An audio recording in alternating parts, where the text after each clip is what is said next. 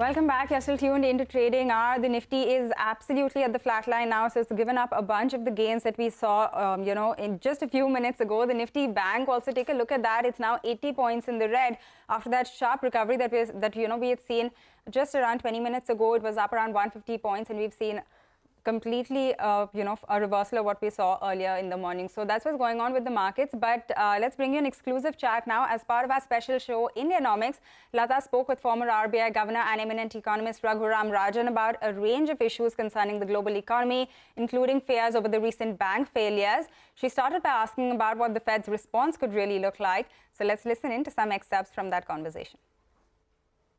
I think in the US, at least for the moment, there seems to be, a sense of that the Fed has pulled out all stops.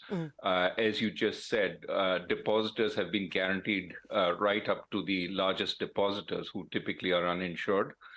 And second, banks have access to liquidity by using the entire value of their bond portfolio. Remember, there are two reasons for concern in the US. One is a lot of small and medium banks are sitting on unrealized losses on their bond portfolios, many of them holding long-term bonds, which have fallen in value with the Fed's rate hiking. And the second is many of them have a lot of uninsured depositors. And the toxic combination of these two, asset values having fallen and uninsured depositors getting very anxious, is what led to Silicon Valley Bank's failure. And what is being attempted now is to reassure both sides. On the one side, you can borrow against the full value of your assets. And on the liability side, don't run, we've got you covered. So hopefully that should be enough to quell concerns. Of course, banking panics are things that happen.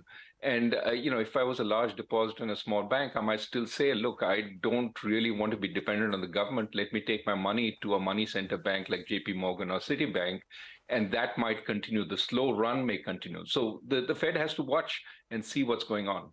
Yeah. So this raises two questions. I mean, before I come to the other banking crisis, which seems to be spreading, only for the US itself, doesn't it create a moral hazard issue? One, because you are kind of forgiving recklessness and thoughtlessness on the part of the banks. And two, all this is easing the financial system.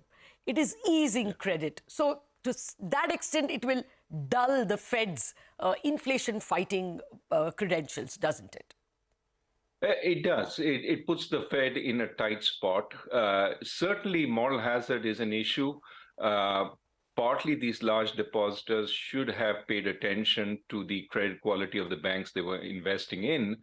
And of course, a lot of people say, oh, don't worry about moral hazard right now. We'll worry about it down the line. The problem is that you rarely spend time thinking about it down the line once the crisis is over. We certainly need to ask why this happened.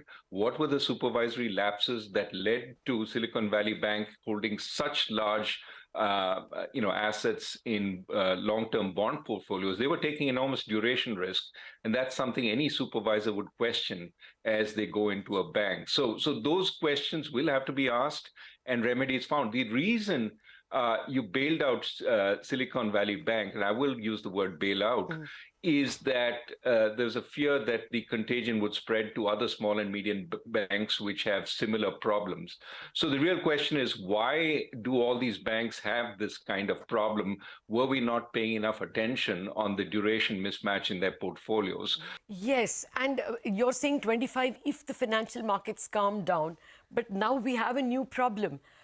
Credit Suisse not finding any investor for its brave plan to overcome its compliance and risk issues. So if this persists, do you think the banking contagion will raise its head yet again? Well, I think Credit Suisse's problem is that it doesn't have a business. I mean, this has been the problem for quite some time. These big Swiss banks used to be in the wealth management business, but also they had a leg in investment banking. And what Credit Suisse has done over the last few years is participated in every sort of scandal there has been, whether it's Archegos or whether it's Greensill.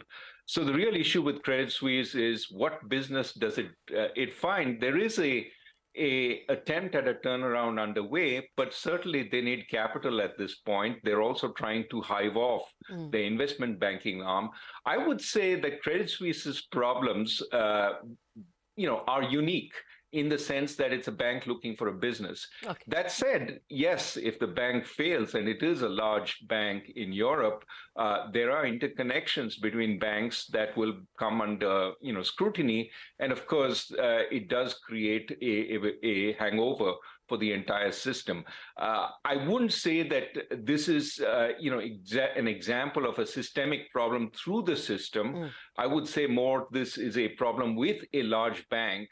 And to the extent that the interconnections can be managed, it is something that can be managed. It's not, a problem for every bank. Okay, and what you're saying is it's not systemic. Both Credit Suisse and SVB type of problems are idiosyncratic and therefore need not be compared to Lehman?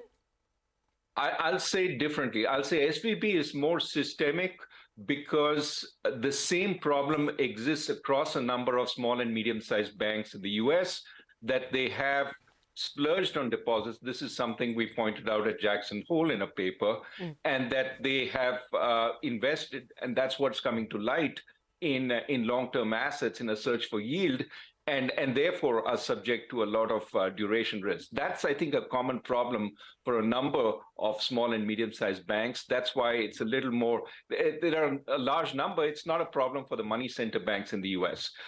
In Europe, Credit Suisse is a large bank. Large banks, if they run into problems, are systemic because they have interconnections with everybody. But it's not that every other bank has the same problem that Credit Suisse has.